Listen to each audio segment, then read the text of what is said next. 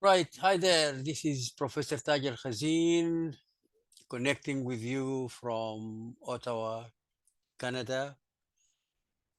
This is my video number 16. It is the 16th video, 1 6, relating to the predicaments of the people of Sudan and Sudan as a country, the series of betrayals, the series of stabbing in the back, the series of disloyalty, the series of lack of nationalism for a country that in which we all grew up.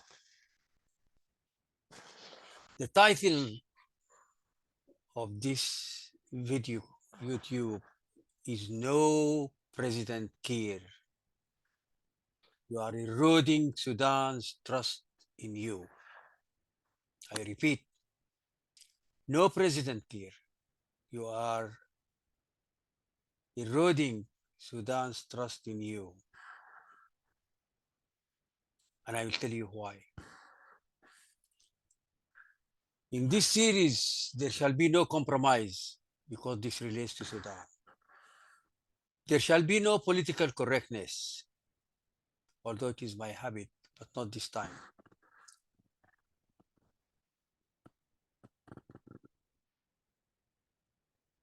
There shall be no social correctness, because this relates to Sudan. There shall be no cordiality, because this relates to Sudan.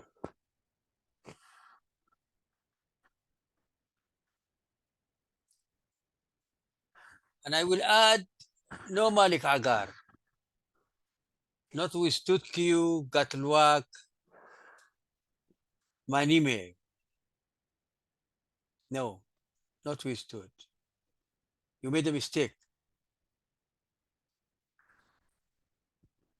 You are either ignorant of the relationship between Hemedti and Tut, or you are aware, and that will be worse.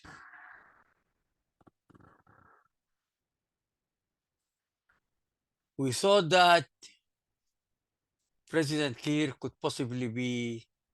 start a mediation process. We do not want Burhan and Hemedti to sit at the table. That will not solve the problem. And just go back to your own history, President Kiir. Go back to the CPA. Go back to your Addis Ababa agreement.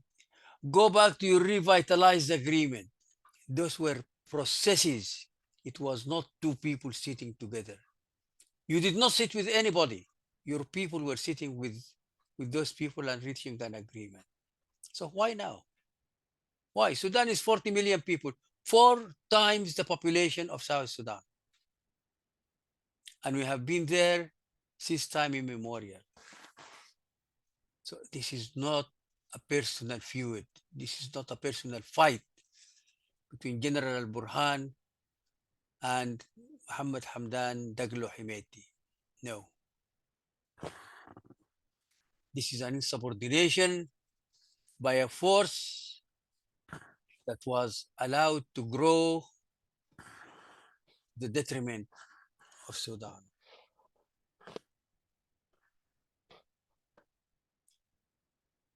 And you need to listen to the head of state. If we like Burhan or not, that's not the material. This is the government of the day. And there is no one, nobody has got an alternative. This is 225,000 people, soldiers. What else? What does Sudan have other than SAF now? We had the RSF, but now they are turned into thieves, murderers, destroyers. We thought they were a Sudanese force backing the army. No. It turned out that they are a force who wanted to take over Sudan, and if they fail, they are going to destroy the capital. This is the blunt fact.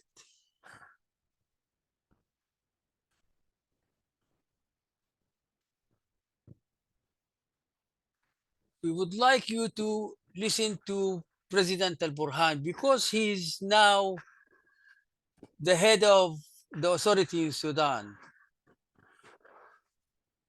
Listen to his political line. Be observant of the number of army soldiers that have been killed, murdered in cold blood, people who were murdered. This is not going to stop once and for all by the two men sitting together. No, it will not. And for both of them, this situation has become suicidal. Whoever feels if they are honorable, they will commit suicide.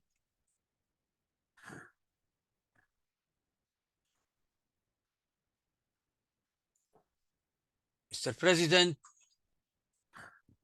Salva Kiir Mayardit, please stop your acting foreign affairs minister from copying letters to Kenya. He and the presidency, and I don't know who else, just jumped on what IGAD said, while Khartoum and the government of Sudan have rejected what the IGAD said. Sudan does not want to see the ugly face of the president of Kenya. We do not want him. So why on earth would your acting Minister of Foreign Affairs write a letter to the impolite, ignorant Secretary General of the IGAD suggesting a South Sudanese as an envoy to Sudan? No, thank you. We do not want an envoy. Sudan does not want an envoy. Why doesn't someone listen? Why doesn't someone have the brain and have the courage and have the intelligence to listen that IGAD is not a country? IGAD as an organization in which Sudan is a member. And if I were a Burhan, I will tell them to go to hell. I will pull out of the IGAD. There is no value. They are a paper tiger.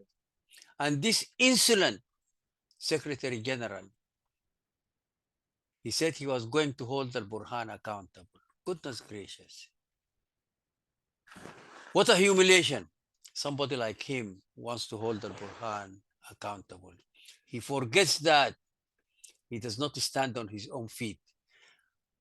IGAD has got no feet. The feet of the IGAD are the countries of the Horn of Africa, of which Sudan is one. And now, if we like it or not, Al Burhan is the head of his state. So he has got to be polite and he has got to shut his mouth up. And as for Kenya, we don't want to deal with a criminal. And Mr. President, just go into Wikipedia, just Google his name, Ruto, and the 5 crimes that he has committed and that I have enlisted in great details in one of my previous videos. You will know what type of person he is. And then his interview with France 24 was a shame. He called the position of Burhan his own opinion. It's not an opinion. This is a decision. Go back to primary school and learn the English language. This is not an opinion. This was a position and we will stick to it. We don't want to see you or anybody relating to you in Sudan.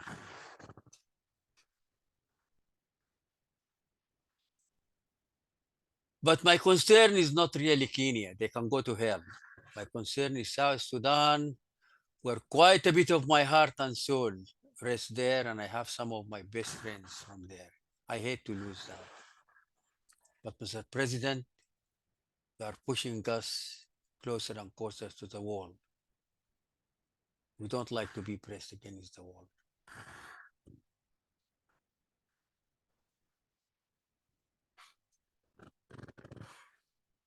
The other issue is the way the ugly face of Abdelaziz Al Hilu has come out. An opportunist, stabber in the back, and now he's considering SAF as an invading army in Kordofan. Let us say South Kordofan to be more precise. What does he have other than Kauda and surroundings? And he attacks the garrisons, and now he has the audacity of attacking Blue Nile. He took the opportunity while the army was fighting a battle of honor and a battle of survival in Khartoum. He takes the opportunity and he launches his attacks. That's mean. And what does he want? Why don't you, Mr. President, why don't you stop him? We know you are his lifeline. We are not stupid. We know, we have known for ages that South Sudan is the lifeline of Abdelaziz Al Hilu and his groups. I would say his militias. He hasn't got an army, he hasn't got a country. He wants to build one. Landlocked in a landlocked country. How is he going to make an exit? Was he planning that Hemedti takes Khartoum and he takes Kordofan and that's it? What about Al Jazeera? What about the East? What about the Red Sea? What about the Northern Province? Do you intend to take all those as well? Well, people are going to fight you with their bare hands. Don't bet on the losing number, Mr. President. Hemedti is a losing number. Abdelaziz Al Hilu is a losing number. But we will lose our confidence in you if you do not instruct, and I know you can instruct Abdelaziz Al Hilu if you want to, unless there is something that we actually don't know.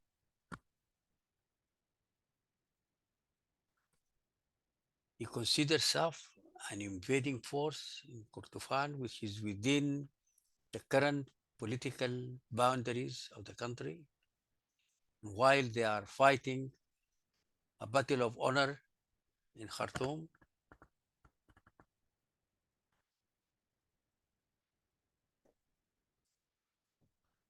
Your oil, Mr. President, flows through Sudan and is shipped from the only port or small ports, including Port Sudan, Bashair, Sawakin, shipped from there abroad, and I will come to that.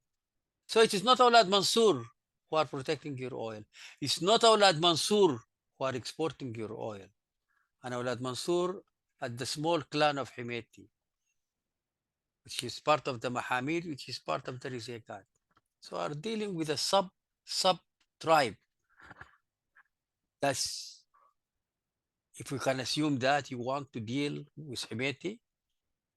If not, why putting Tutkew Gatluak on that? We know the relationship between the two of them. Do you?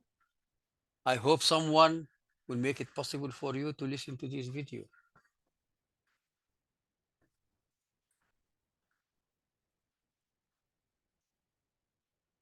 The Greater Pioneer Operating Company is one of the exporters of oil. Dar Petroleum Operating Company is one of the exporters. Sud Petroleum Operating Company, all those are in charge of the wells and the production. And then that's sold and exported by Sahara Energy, Trafigura, Vital, BB Energy, and others. And where does that oil go? It goes to China. Yes, sir. We all know that. We also know that the fee for the passage is probably $10, $11, $18. It is not really that fixed. This is discussed now between the companies and the government of Sudan. But we can shut the valve. We can shut the valve. If not in Hijli, we can shut the valve in Bashir. So, Mr. President, please don't push Sudan so that its back is to the wall. If you do that to a cat, the cat will fight back, let alone Sudan. Let alone Sudan.